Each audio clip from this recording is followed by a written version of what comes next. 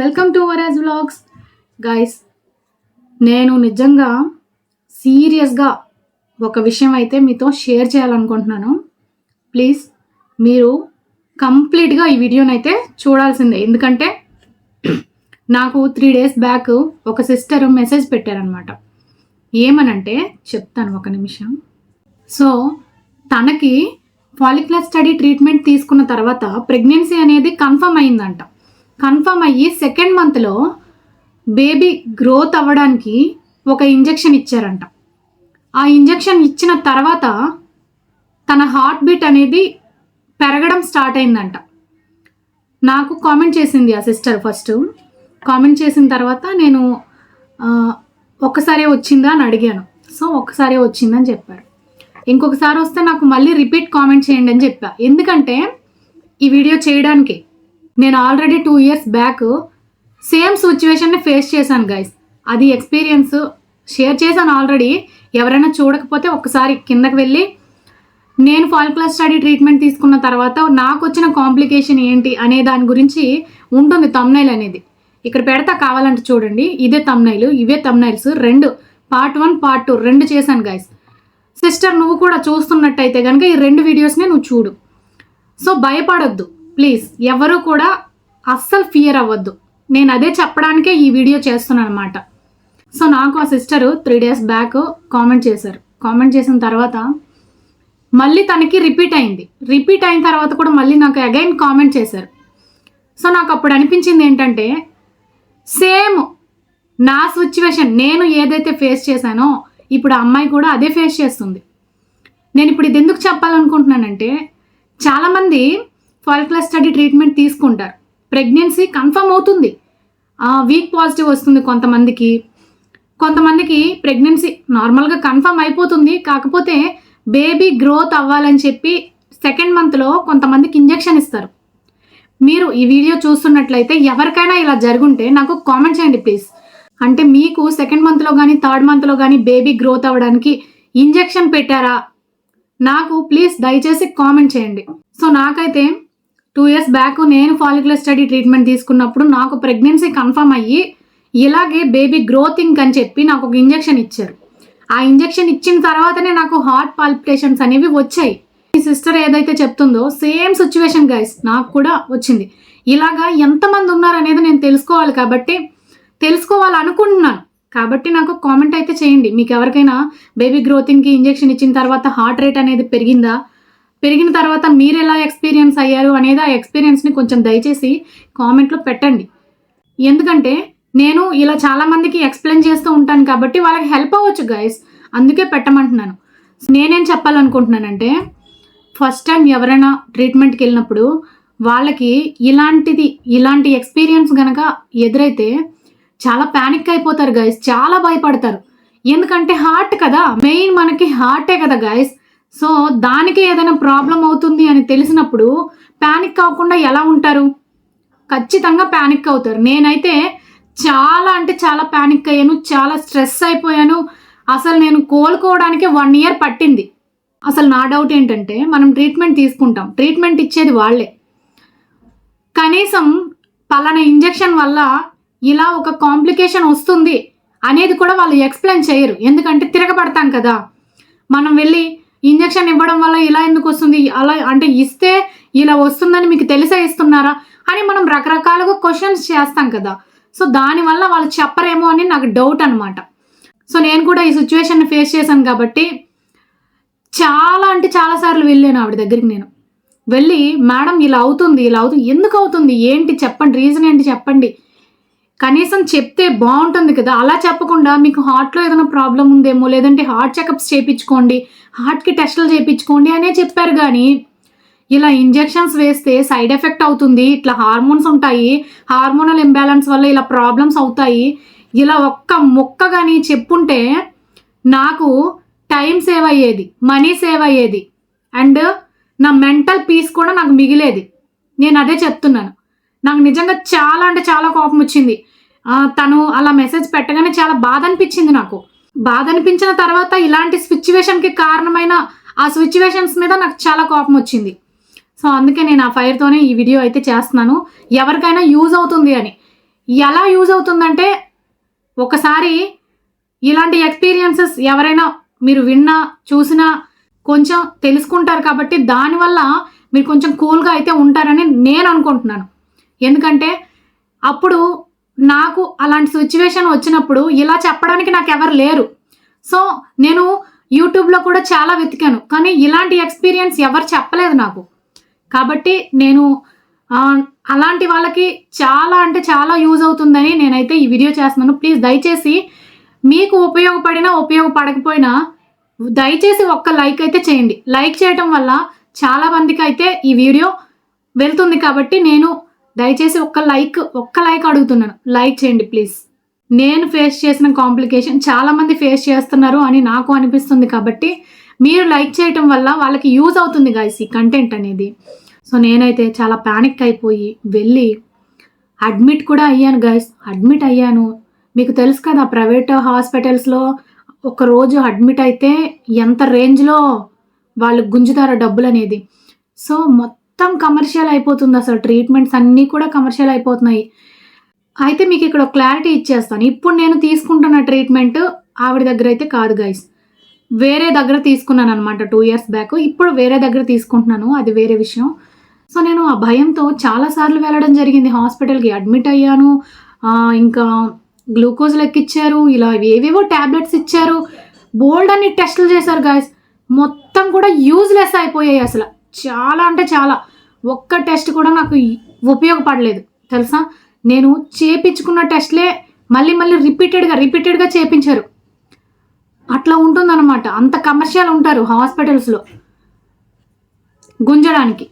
So నేనేం చెప్తున్నానంటే, ఇలాంటి కాంప్లికేషన్స్ ఏమైనా వచ్చినప్పుడు మీరు ముందు భయపడకూడదు. భయపడ్డారు అంటే అది ఇంకా కాంప్లికేట్ అయిపోతుంది. చెప్తున్నాను కదా, బాగా ఎక్స్పీరియన్స్ అయ్యైతే చెప్తున్నాను. 1 కాదు 2 కాదు, కొన్ని రోజులు కాదు, కొన్ని నెలలు కూడా కాదు.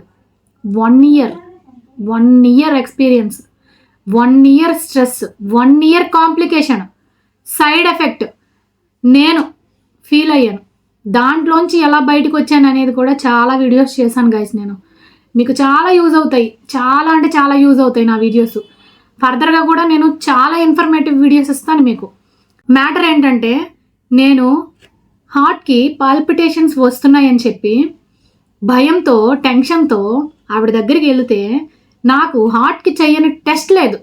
అన్ని టెస్టులు చేసుకున్నాక అన్ని రిపోర్ట్స్లో కూడా అసలు ప్రాబ్లం ఏమీ లేదు. అయినా కూడా ఎందుకు వస్తున్నాయి? అసలు ప్రాబ్లం లేదు, హార్ట్లో ప్రాబ్లం లేదు. హార్ట్కి ఎన్ని టెస్టులు చేసినా ప్రాబ్లం లేదు. ఈసీజీ అయితే ఎన్నిసార్లు చేసామో నాకే లెక్కలేదు, అన్నిసార్లు చేసినాం. సో ఎన్ని టెస్టులు చేసినా యూజ్ లేదు. ఆ ఇయర్లో అయిన ఖర్చు మాత్రం నేను ఏ ఇయర్లో పెట్టలేదు గైస్. అంత ఖర్చు అయిందనమాట. అది కూడా ఒక అర్థం కాని కాంప్లికేషన్కి. అప్పుడే నాకు క్లారిటీ ఇచ్చేసి ఉంటే ఇలా ఉంటుంది సిచ్యువేషను. బేబీ గ్రోతింగ్కి ఇంజెక్షన్ ఇచ్చిన తర్వాతే కదా నాకు వచ్చాయి పాల్పిటేషన్స్. ఆ తర్వాత వస్తే ఇంజెక్షన్ ఎఫెక్ట్ కాక ఇంకా ఏమవుతుంది నాకు అర్థం కాదు. ఇంకా ఏమవుతుంది? కనీసం ఇంత కన్సర్న్ కూడా లేకుండా నేను రిపీటెడ్గా వెళ్తున్నానని చెప్పి నాకు భయం కదా, నాకు తెలియదు అప్పుడు. మరి డాక్టరే కదా చెప్పాలి, ట్రీట్మెంట్ ఇచ్చింది వాళ్ళే కాబట్టి వాళ్ళే కదా చెప్పాలి మనకి ఎందుకు వస్తుంది ఏంటి అనేది. అసలు ఈ ట్రీట్మెంట్ వల్ల కాదు, దీనివల్ల కాదు అని వాళ్ళు ఎలా చెప్తారు? అసలు నాకు ఆ ఇంజెక్షన్ ఇచ్చిన తర్వాతే నాకు ఈ కాంప్లికేషన్ అనేది వచ్చింది. ట్రీట్మెంట్ వల్ల కాదు, దీనివల్ల కాదు, ఈ మెడిసిన్ వల్ల కాదంటే ఎందుకు వస్తుంది మరి చెప్పాలి కదా. నేను డైరెక్ట్గా డాక్టర్స్కే క్వశ్చన్ చేస్తున్నాను, ఎందుకు వస్తుంది మరి? కరెక్ట్గా ఎప్పుడు లేనిది ట్రీట్మెంట్ తీసుకున్న తర్వాత ఇంజెక్షన్ ఇచ్చిన తర్వాతే ఎందుకు ట్రిగ్గర్ అవుతుంది? దానికి ఆన్సర్ చేయకుండా నన్ను తప్పుదోవ పట్టించారు. అంటే మనం ఒకదాని కోసం ట్రీట్మెంట్ తీసుకుంటే ఇంకొకటి ఎక్స్ట్రా అయిందా ఏంటి, దీనివల్ల ఇంకేదైనా ప్రాబ్లం క్రియేట్ అవుతుందా అనే టెన్షన్స్ గాయస్ చాలా ఉంటాయి ఇలాగా. కానీ ఇవన్నీ పట్టించుకోరు పేషెంట్స్ని. అసలు వాళ్ళు ఏం చేస్తారంటే, నేను సీరియస్గా చెప్తున్నాను, ట్రీట్మెంట్ ఇచ్చామా అంతే, జస్ట్ ఒక ప్రాసెస్ ఉంటుంది, ఆ ప్రాసెస్ని వాళ్ళు ఫాలో అయిపోతారు అంతే. ఇంకా పేషెంట్కి కాంప్లికేషన్స్ వచ్చినా సైడ్ ఎఫెక్ట్స్ వచ్చినా ఏమొచ్చినా ఇంక వాళ్ళకి సంబంధం లేదు అన్నట్టే ఉంటారు. అన్నట్టే బిహేవ్ చేస్తారు. ఎందుకు అలాగా? This is too much. ఎందుకంటే ఒక పేషెంట్కి అంత నాలెడ్జ్ ఉండదు. ట్రీట్మెంట్ తీసుకున్న తర్వాత కొన్ని కాంప్లికేషన్స్ వస్తే అవి ఎందుకు వస్తున్నాయో తెలుసుకోవడానికి చాలా టైం పడుతుంది. కాబట్టి కొంతమంది డాక్టర్స్ కమర్షియల్గా కాకుండా కొంచెం కేరింగ్గా బిహేవ్ చేస్తే చాలా మంచిదని నేను అనుకుంటున్నాను. గైస్, నిజంగా చెప్తున్నా, అప్పుడు నేను చాలా భయపడి చాలా ప్యానిక్ అయిపోయి వెళ్తే 2-3 సార్లు యాక్సెప్ట్ చేసింది ఆమె. ఆ తర్వాత ఏమైంది తెలుసా? అసలు రానివ్వట్లేదు లోపలికి. పదే పదే వస్తున్నారు, దీనివల్ల కాదని చెప్తే అర్థం కాదా అని చెప్పి సిస్టర్స్తో అలా ర్యాష్గా మాట్లాడిపించి సిస్టర్సే బయటకు వచ్చి మీరు ఊరికే రావద్దు, చెప్పింది కదా మేడం, ఒకసారి చెప్తే ఇంకంతే, మీరు హార్ట్కి సంబంధించిన టెస్టులు చేయించుకోండి, కార్డియాక్ని కలవండి, వీళ్ళని కలవండి, వాళ్ళని కలవండి అని ఇష్టం వచ్చినట్టు చెప్పేస్తున్నారు. ఎందుకు? ఇప్పుడు ఆమె ట్రీట్మెంట్ ఇచ్చినప్పుడు ఆమె కదా సమాధానం చెప్పాలి. కార్డియాక్ని ఎందుకు కలిసేది? ఇది సైడ్ ఎఫెక్ట్, ఇది కాంప్లికేషన్, ఇలాగే ఉంటుంది, ఇది కొన్ని మంత్స్ ఉంటుంది, తర్వాత తగ్గిపోతుంది, ఇలా ఏదో ఒకటి చెప్పి సావాలి కదా. సో చాలా అంటే చాలా జాగ్రత్తగా ఉండాలి. కొన్ని హాస్పిటల్స్ చాలా కమర్షియల్గా నడుస్తున్నాయి. మీరు 1-2 సార్లు ఆలోచించి ఒకసారి వెళ్ళారు, ఓకే, మీకు ఎక్స్పీరియన్స్ వచ్చి ఉంటుంది కదా, అది గుడ్ ఆర్ బ్యాడ్ మీకే తెలిసి ఉంటుంది కదా. గుడ్ అయితే గుడ్, కంటిన్యూ చేయండి. బ్యాడ్ అనుకోండి, అసలు ఆలోచించే పనే లేదు. మరి ఇంత వరస్ట్గా నాకు వచ్చిన బ్యాడ్ ఎక్స్పీరియన్స్ ఇట్లా వస్తే మళ్ళీ అక్కడికే వెళ్ళి సావాల్సిన పని లేదు. ఇంకా బెటర్గా ఎవరైనా మంచి వాళ్ళు ఉంటే చూడండి, సెర్చ్ చేయండి, రీసెర్చ్ చేయండి, తెలుసుకోండి. ఉంటారు కదా మీకు తెలిసిన సర్కిల్స్లో ఎవరైనా అడగండి, కనుక్కోండి. మనం ఎవరికైనా సరే ఒకటి అడిగితేనే తెలుస్తుంది, అడిగితేనే చెప్తారు ఎవరైనా సరే. కాబట్టి మంచి డాక్టర్ని కన్సల్ట్ అయ్యి మంచిగా ట్రీట్మెంట్ చేస్తున్నారు అని మీకు నమ్మకం ఉన్న దగ్గరికి మాత్రమే వెళ్ళండి గైస్. ఇదే నా suggestion. So sister please, palpitations వస్తున్నాయా, ఇంకా అవి కంటిన్యూ అవుతున్నాయా? ఇది మీకోసమే నేను చేస్తున్నాను వీడియో పర్టికులర్గా. సో మీరు ఈ వీడియో చూస్తున్నట్లయితే ప్లీజ్ నాకు కామెంట్ చేయండి, నేను అది పిన్ చేస్తాను.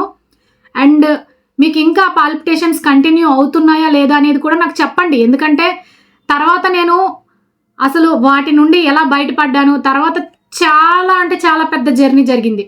1 year ఎక్స్టెండ్ అయింది. దానివల్ల ఈ 1 yearలో ఎక్స్పీరియన్స్ ఏంటి అనేది, దానివల్ల నేను ఎలా బయటపడ్డాను, ఆ పాల్పిటేషన్స్ నేను ఎలా తగ్గించుకున్నాను అనేది మీకు ఖచ్చితంగా నేను వీడియోస్ పోస్ట్ చేస్తాను. ఎందుకంటే మీకు ఇది చాలా యూజ్ అవుతుంది. నేను ఇప్పటి వరకు చాలా వీడియోస్ చేశాను, ఇన్ఫర్మేటివ్ వీడియోస్. కానీ నాకు వచ్చిన కాంప్లికేషను ఒకరు ఫేస్ చేస్తున్నారు అనే కామెంట్ చూడగానే నాకు నిజంగా షాకింగ్గా అనిపించింది. ఏదో రేర్గా నాకు ఇలా జరిగింది అని నేనైతే లైట్ తీసుకున్నాను. కానీ చాలామందికి జరుగుతుందని నాకు అనిపిస్తుంది. కాబట్టి ఎవరైనా వీడియో చూస్తున్న వాళ్ళకి ఇలాంటి కాంప్లికేషన్ ఫేస్ చేస్తున్నట్లయితే కనుక నాకు దయచేసి కామెంట్ అయితే చేయండి. ఎందుకంటే నేను ఇంకా చాలా ఇన్ఫర్మేషన్ ఇస్తాను. ఈ పర్టిక్యులర్ కాంప్లికేషన్ గురించి నేను ఇన్ఫర్మేషన్ ఖచ్చితంగా మీకు ఇవ్వాలి. అందుకని నా దగ్గర చాలా ఇన్ఫర్మేషన్ ఉంది. నేను అంటే పర్టికులర్గా ఈ కాంప్లికేషన్ గురించి నేను ఫేస్ చేసి నేను దాంతో పడ్డాను కాబట్టి నేను మీకు ఇన్ఫర్మేషన్ ఇస్తాను ఖచ్చితంగా. అది మీకు చాలా చాలా హెల్ప్ అవుతుంది, చెప్తున్నాను కదా. కామెంట్ చేయండి. ఈ వీడియోని ఖచ్చితంగా దయచేసి లైక్ చేయండి. చాలామందికి వీడియో రీచ్ అవ్వాలని నేను కోరుకుంటున్నాను. నాలాంటి వాళ్ళకి, ఫాలిక్యులర్ స్టడీ ట్రీట్మెంట్ తీసుకుంటున్న వాళ్ళకైనా, ఇప్పుడు పీసీఓడి ఉండి అన్మ్యారీడ్ ఉన్న ఉమెన్స్ కూడా చూడవచ్చు ఈ వీడియోస్. ఎందుకంటే ఎక్స్పీరియన్స్ కావాలి. ఇప్పుడు పెళ్ళికి ముందే ఇలాంటి ఎక్స్పీరియన్స్ అంతా తెలుసుకుంటే పెళ్ళికి ముందే పీసీఓడిని కంట్రోల్ చేసుకోవడానికి మీరు ట్రై చేస్తారు. అలాంటి ప్రయత్నం నేను చేయకే పెళ్ళైన తర్వాత ఇలాంటి ప్రాబ్లం ఫేస్ చేయాల్సి వచ్చిందనమాట. సో నేను ఆఫ్టర్ మ్యారేజే మొత్తం లైఫ్ స్టైల్ అయితే మార్చుకున్నాను. బిఫోర్ మ్యారేజ్ నా లైఫ్ స్టైల్ అనేది దరిద్రంగా ఉండేది. దాని గురించి కూడా నేను ఒక వీడియో చేస్తాను కావాలంటే. ఇది చాలా లెంతీ అయిపోతుంది కాబట్టి ఇది ఇక్కడతో ఆపేస్తున్నాను గైస్. నా వీడియో కనుక మీకు ఇన్ఫర్మేటివ్గా ఉందనుకుంటే, ఉపయోగపడుతుంది అనుకుంటే లైక్ చేయండి, షేర్ చేయండి, దయచేసి సబ్స్క్రైబ్ చేసుకోండి. Thank you so much.